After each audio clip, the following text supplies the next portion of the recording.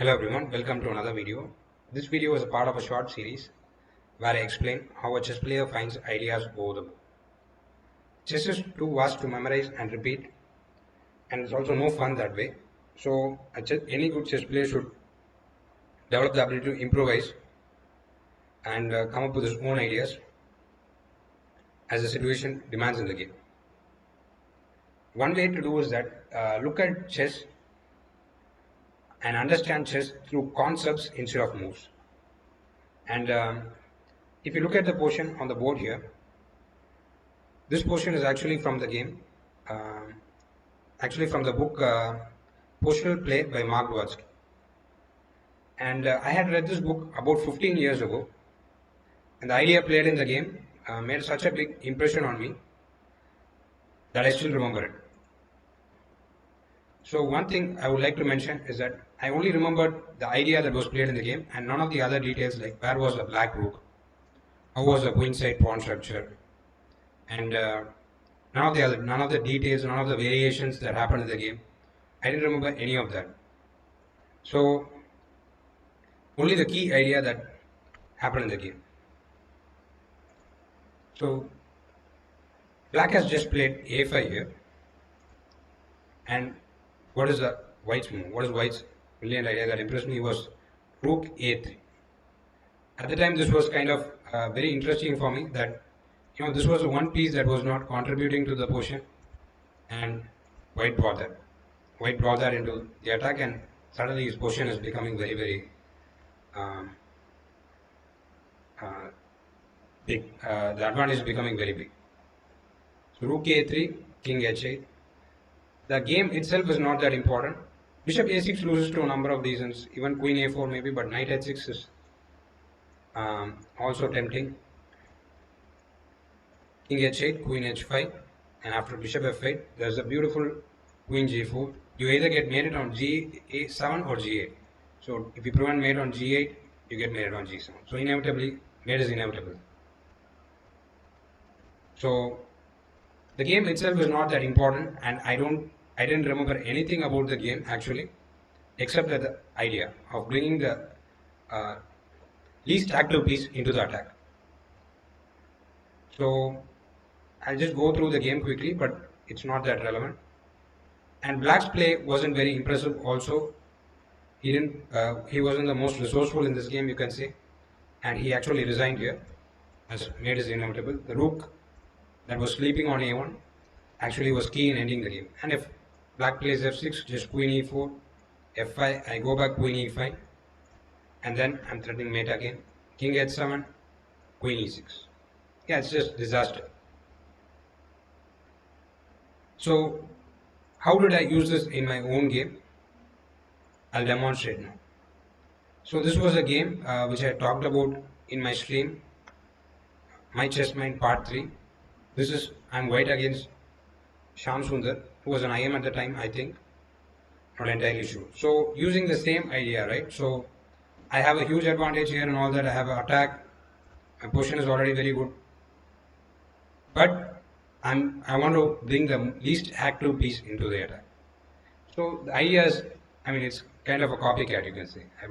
Very similar. Also, the moves not the same. That's what I mean. To understand chess through concepts or ideas instead of moves. The move is not that important, just the concept.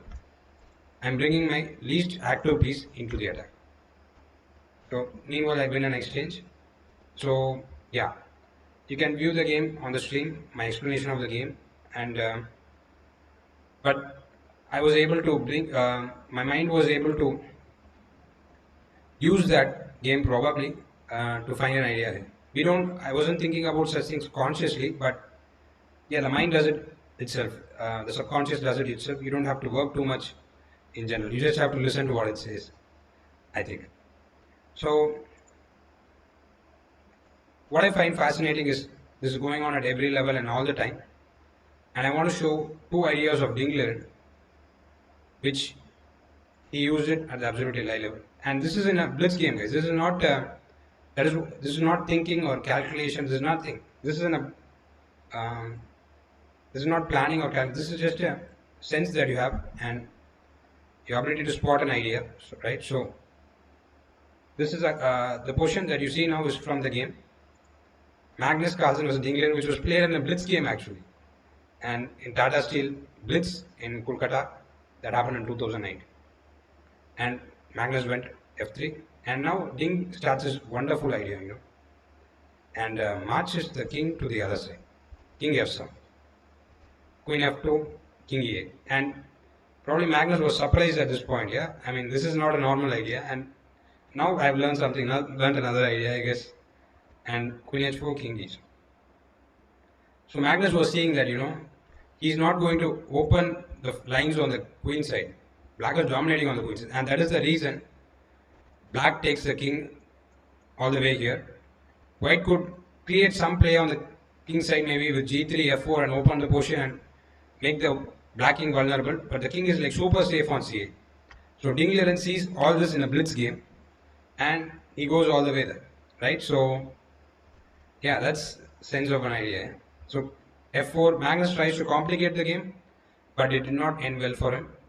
And yeah, so Magnus was sensing that he was losing control of the game, and yeah, tried to complicate it, but yeah, Ding Liren is also up to the task. f3, and yeah, this ended a nice sacrifice. So threatening nothing at the moment, but yeah, maybe f2. Black white is threatening f2, h4. Look at England. This is a brilliant move actually. And one more move is waiting. He doesn't want to do queen g4. He wants to do queen g4, but queen g4 leads to queen e8 mate.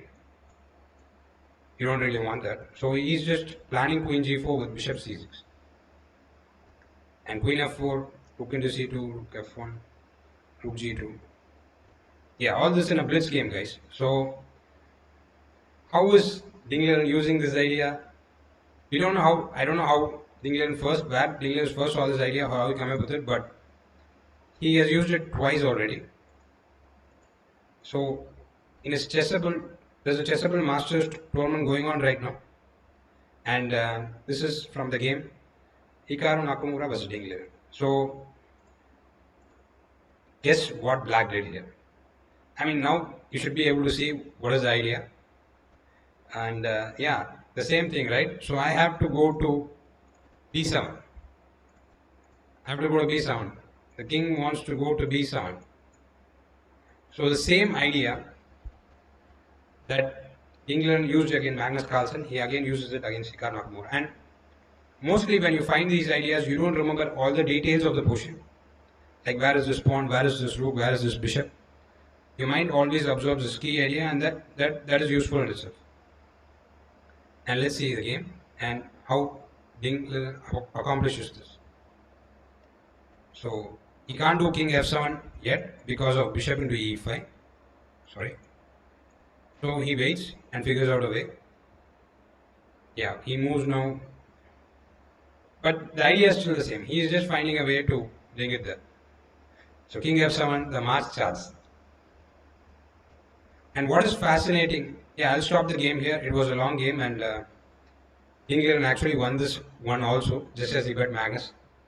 And what is fascinating here is that Magnus Carlsen, who was watching this game live, probably tweeted about this position after king g8 that he saw it coming because of his game versus Ding Liren, and now he'll see it coming, of course. Once Ding Liren played king g8, Magnus Carlsen tweeted that the king is headed to b7. So that's how you learn and find ideas in chess. Fascinating game by Ding Liren, I think. Thank you for watching. I hope you enjoyed it. Thanks.